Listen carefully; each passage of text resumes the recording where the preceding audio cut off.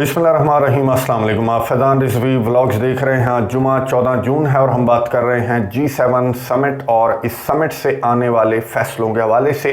गुज़िश्ता video के अंदर मैं आपको बता रहा था और एक्सपेक्ट भी यही किया जा रहा था कि G7 लीडर्स की जानिब से रशिया के खिलाफ ये बोल्ड फैसले सुना दिए जाएंगे। इत्तफाक इनका पहले हो चुका था, अब ऑफिशियल अनाउंसमेंट का इंतजार था जो कि इंटरनेशनल मीडिया की सुर्खियां ग्रैब किए हुए है।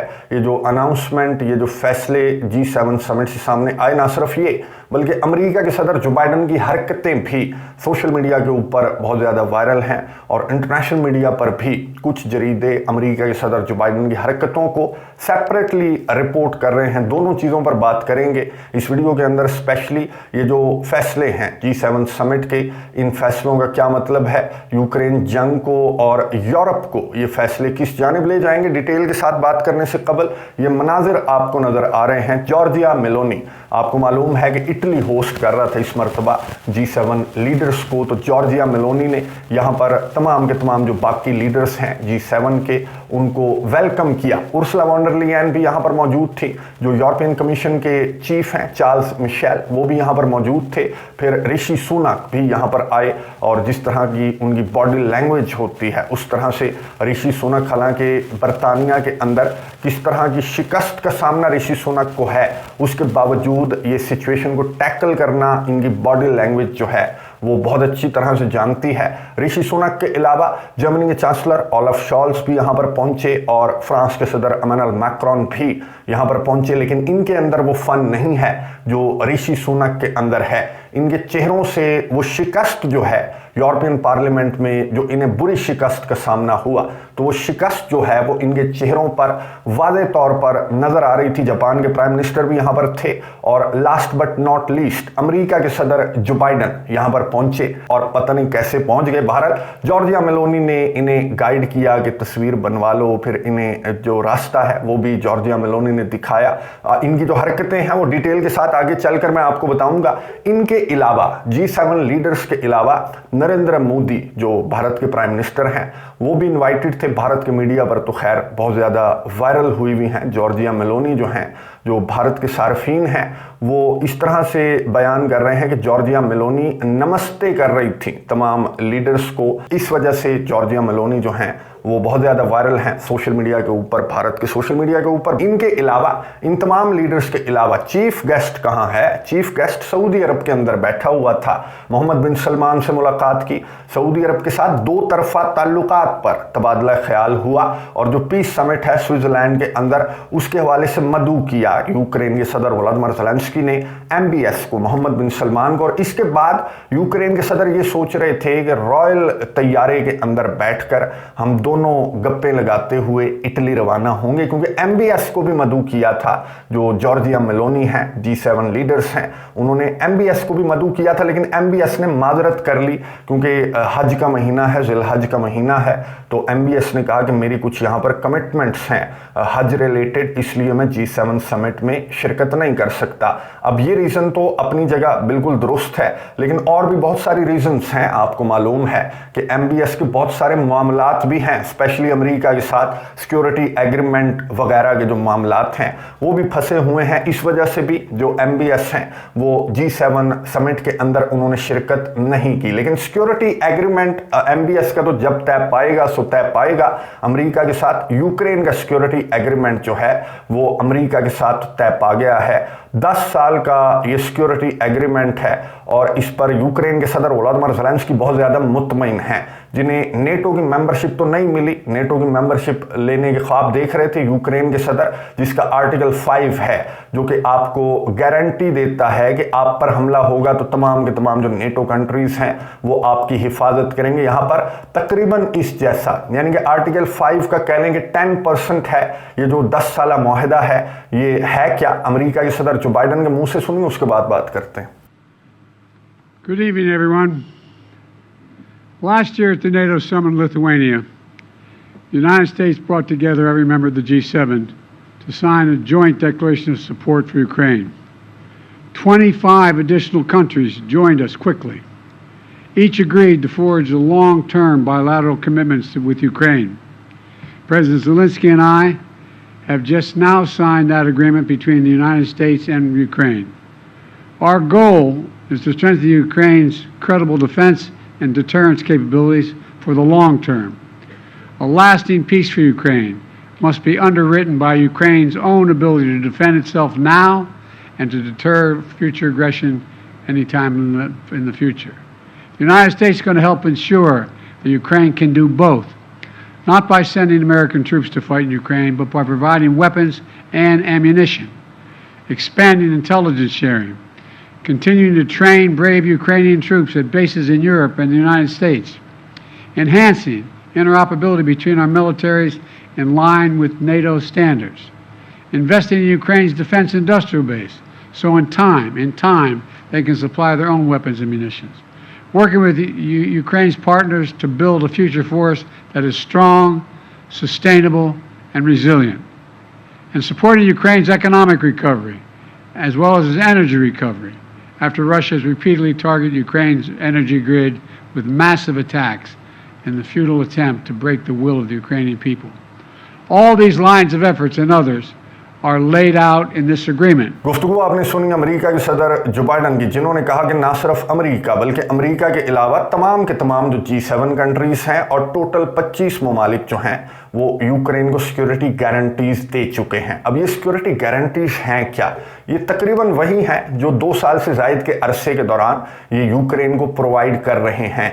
असलहा, गोला बारूद, ट्रेनिंग और फौजियों की ट्रेनिंग जो है, फौजियों को भेजने के अलावा हर चीज़ यूक्रेन को प्रोवाइड की जाएगी। और अगर यूक्रेन पर रशिया कोई बड़ा हमला कर देता है तो विद इन 24 आवर्स, 24 घंटों के अंदर अंदर यूक्रेन और अमेरिका कंसल्ट करेंगे। फिर यूक्रेन को जो चीज़ ज़रूरत होगी वो अमेरिका प्रोवाइड करेगा फौजियों के अलावा, असलहा, गोला बारूद, ये वो पैसा शैसा। और फिर यूक्रेन को रीबिल्ड करने का काम, जो एनर्जी इंफ्रास्ट्रक्चर है, अगर वो तबाह हो जाएगा तो ये दोबारा मुरम्मत करवा देंगे, अगर फिर तबाह हो जाएगा फिर ये मुरम्मत करवा देंगे। तो ये 10 साल मुआहदा है, सिक्योरिटी एग्रीमेंट है जो अमेरिका और यूक्रेन के दरमियान तय पा गया। ना सिर्फ ये बल्कि G7 जो लीडर्स हैं, G7 जो ग्रुप है, ग्रुप ऑफ 7 जो कंट्रीज हैं, इन्होंने जो रशिया के एसेट्स हैं जो इन्होंने फ्रीज कर रखे हैं जब से ये जंग स्टार्ट हुई है, तो रशिया के $300 बिलियन से ज्यादा के एसेट्स हैं यूरोप और अमेरिका के अंदर, वो इन्होंने फ्रीज कर दिए थे।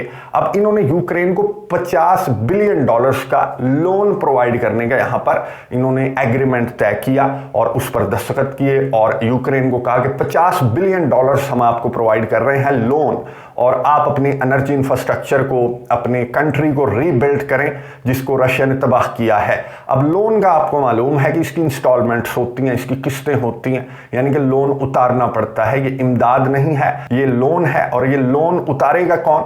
ये लोन उतारेंगे रशिया के जो एसेट्स हैं, वहां से ये किस्त जो है वो सबमिट की जाएगी और यूक्रेन का जो $50 बिलियन है ये रशिया के एसेट्स से उतारा जाएगा। यानी कि रशिया के एसेट्स पर पूरा कब्जा तो नहीं कर रहे, लेकिन इन अदर वर्ड्स ये कब्जा ही है कि रशिया के एसेट्स को इन्होंने फ्रीज कर दिया और अब उन एसेट्स को इस्तेमाल करते हुए यूक्रेन को लोन प्रोवाइड कर रहे हैं, वहां से किस्त कटा करेगी। लेकिन कब तक कटेगी, कब तक ये किस्त कटेगी? रशिया की फॉरेन मिनिस्ट्री की तर्जुमान ने कहा कि कब तक ये किस्त काटोगे तुम? आखिर ये पैसा यूरोप की जेब से निकलेगा, यूरोप के अवाम के टैक्स का पैसा होगा जिससे ये लोन जो है वो यूक्रेन का चुकाया जाएगा। और बिल्कुल दुरुस्त बात है, उसकी वजह मैं आपको बता दूं कि क्या है। अब मैंने आपको इंट्रो के अंदर बताया कि जो एक एक करके सारे लीडर्स आ रहे थे इस समिट के अंदर, इनका फ्यूचर क्या है। बरतानिया के प्राइम मिनिस्टर ऋषि सुनक का फ्यूचर क्या है, इमैनुअल मैक्रोन का जो ओलाफ शॉल्स हैं उनका फ्यूचर क्या है, भारत के नरेंद्र मोदी तो खैर क्या ही बेचते हैं, वो तो एक गेस्ट के तौर पर यहाँ पर आए हुए थे, बहरहाल उनका फ्यूचर भी कुछ अच्छा नहीं है। और last but not least America के सदर जो बाइडन का फ्यूचर क्या है। फ्यूचर से पहले तो मैं आपको बता दूं कि अमेरिका के सदर जो बाइडन की का जहन देख लेंगे क्या है। अब यहां पर ये जो पैराशूट एक शो हुआ कि तमाम जो फ्लैग्स हैं G7 कंट्रीज के, वो पैराशूट्स के जरिए उनको डिस्प्ले किया गया और यहां पर एक एक करके जो G7 कंट्रीज हैं, इटली है, फ्रांस है, जर्मनी है, यूके है, फिर अमेरिका, जापान वगैरह, इनके फ्लैग्स लेकर एक एक करके जो पैराशूट से हैं वो आते रहे और अमेरिका के सदर जो बाइडन को यहाँ पर आपने देखना है, ये क्लिप बहुत ज़्यादा वायरल हुआ है सोशल मीडिया के ऊपर के वहाँ पर जो जॉर्जिया मेलोनी है उन्होंने अमेरिका के सदर जो बाइडन को गाइड किया कि बाइडन इधर कैमरे भी इधर लगे हुए हैं और आखिरी बंदा भी इधर आया हुआ है जिसको हमने तालियां बजानी है, उसके लिए क्लैप करना है हमने। ये लीडर है जो कि G7 का फ्लैग लेकर उतरा है, बाकी छोड़ दें, उन्हें अपने पैराशूट्स तय करने दें। बहरहाल अमेरिका के सदर जो बाइडन का ये एक क्लिप नहीं है बल्कि बहुत से ऐसे क्लिप्स हैं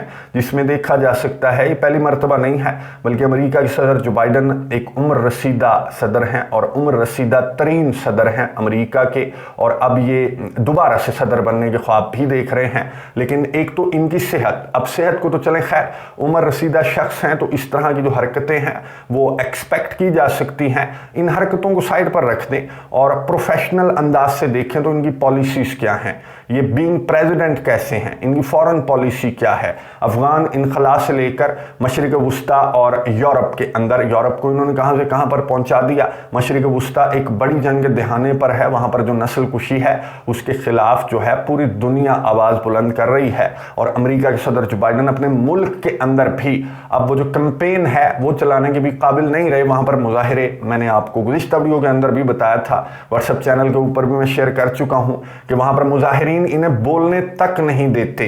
तो इन लीडर्स का फ्यूचर देखते हुए जो रशिया की फॉरेन मिनिस्ट्री की तर्जमान है उन्होंने कहा कि इनसे बड़ी जंग लड़ना या फिर इन पर मिसाइल मारना तो खैर बहुत दूर की बात है, ये अपने जाल में खुद फंस जाएंगे। ये तो तमाम के तमाम लीडर्स हैं और बिल्कुल दुरुस्त बात है कि रशिया के सदर व्लादिमीर पुतिन को तो कुछ करने की जरूरत ही नहीं है, इनके तो अवाम इन्हें मार देंगे। जो यूरोपियन यूनियन के इंतखाबात हुए, यूरोपियन पार्लियामेंट के, उसमें हमने देखा कि जो फार राइट्स हैं उनको किस तरह से अवाम ने कामयाबी दिलाई, क्योंकि वो ये चाहते हैं कि ग्रुप ग्रुप खेलना बंद करें, अलायंस अलायंस खेलना बंद करें और अपने ममालिक के जो मसाइल हैं उनके ऊपर तवज्जो देना बेहतर है। बॉर्डर सिक्योरिटी होनी चाहिए। और ये यूरोपियन यूनियन के चक्कर में अब ये जो $50 बिलियन है ये पे कौन करेगा, इसकी किस्त कौन देगा? नवंबर में अगर डोनाल्ड ट्रंप आ गया तो फिर क्या होगा? ये सवाल पूछा गया ज्वाइंट प्रेस कॉन्फ्रेंस के दौरान। यूक्रेन के सदर वोलोदिमीर ज़ेलेंस्की से सवाल पूछा सहाफ़ी ने, तो यूक्रेन के सदर ने क्या जवाब दिया, ये सुनिए, उसके बाद बात करते हैं।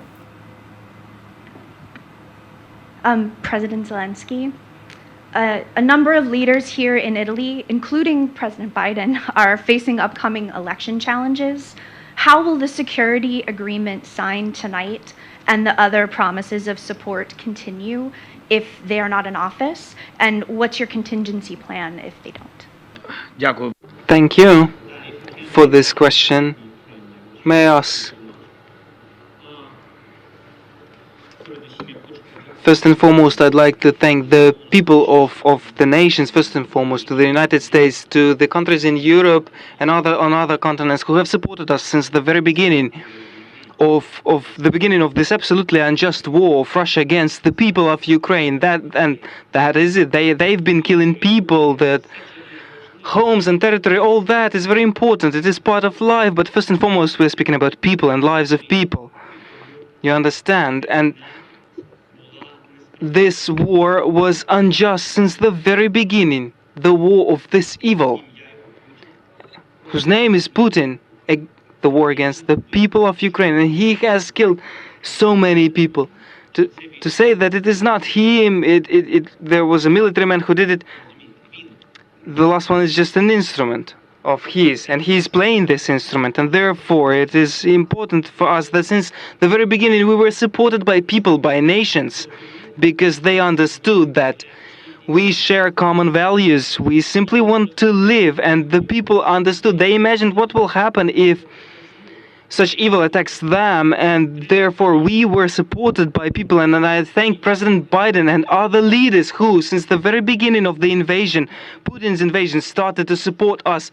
They, based on their values, they were based on the voice of their people, and it is impossible without people. And I am sure that this nation chooses leaders and presidents, and it seems to me that no matter whom the nation chooses, first and foremost, it seems to me that everything depends on the unity within this or that state. And if the people are with us any leader will be with us in this struggle for freedom. गुफ्तगू आपने सुनी Ukraine के सदर Vladimir Zelensky की। वो एक social media के ऊपर एक क्लिप वायरल रहता है और उसमें वो बॉलीवुड की मूवी का एक सीन है कि कहना क्या चाहते हो। अब यूक्रेन के सदर, मुझे भी मैंने 3-4 मरतबा सुना कि ये कहना क्या चाहते हैं, इनके पास जवाब ही नहीं था। अब ये जो लेक्चर आप दे रहे हैं डेमोक्रेसी का, ये डोनाल्ड ट्रंप पर तो असर नहीं करेगा, और ये जो डेमोक्रेसी की ऐनक आपकी है, ये तो आपकी ही है जिस ऐनक से सिर्फ यूक्रेन नज़र आता है और यूक्रेन का राइट टू सेल्फ डिफेंस नज़र आता है, लेकिन फ़लस्तीन नज़र नहीं आता, फ़लस्तीनियों का राइट टू सेल्फ डिफेंस नज़र नहीं आता। ये ऐनक आपने पहन रखी है और पूरी दुनिया ने ये ऐनक नहीं पहन रखी। पूरी दुनिया की जो ऐनक है वो न्यूट्रल है, ट्रांसपेरेंट है, उसमें से फ़लस्तीन भी नज़र आता है, यूक्रेन भी नज़र आता है। तो यूक्रेन के सदर व्लादिमीर ज़ेलेंस्की के पास असल में कोई जवाब नहीं था इस सवाल का। ना सिर्फ यूक्रेन के सदर व्लादिमीर ज़ेलेंस्की बल्कि इन सारे के सारों के पास कोई जवाब नहीं है इस सवाल का, और इनको भी पता है, इनके अवाम को भी पता है, इनके दिलों को भी पता है। अब इन्होंने तो चले जाना है, अब जो आगे आने वाले हैं उन पर छोड़कर जाएंगे। ये $50 बिलियन का लोन भी छोड़कर जाएंगे और यूक्रेन का ये अदाकार सदर भी उन पर छोड़कर जाएंगे, उनके सिर मार करके जाएंगे। और यूरोप के अवाम जो हैं वो बहुत ज़्यादा सफ़र करेंगे। ये जिस तरह के फैसले अमेरिका के सदर जो बाइडन के पीछे पीछे चल रहे हैं, जिसे खुद रास्ता नज़र नहीं आता, ये उसके पीछे चल रहे हैं, तो इनका फ्यूचर आप खुद ही अंदाज़ा लगा सकते हैं कि इनका फ्यूचर क्या है। इनको रूस के सदर व्लादिमीर पुतिन को बिल्कुल दुरुस्त कहा, जो फॉरेन मिनिस्टर की तर्जमान है मारिया ज़खरोवा ने, कि इनको मारने की भी ज़रूरत नहीं पड़ेगी, ये आपस में टकरा कर मारे जाएंगे। नज़र रखेंगे, कॉमेंट्स बॉक्स में अपनी राय का इजहार ज़रूर कीजिएगा। अगली वीडियो तक के लिए इजाज़त दीजिए। अल्लाह हाफिज़।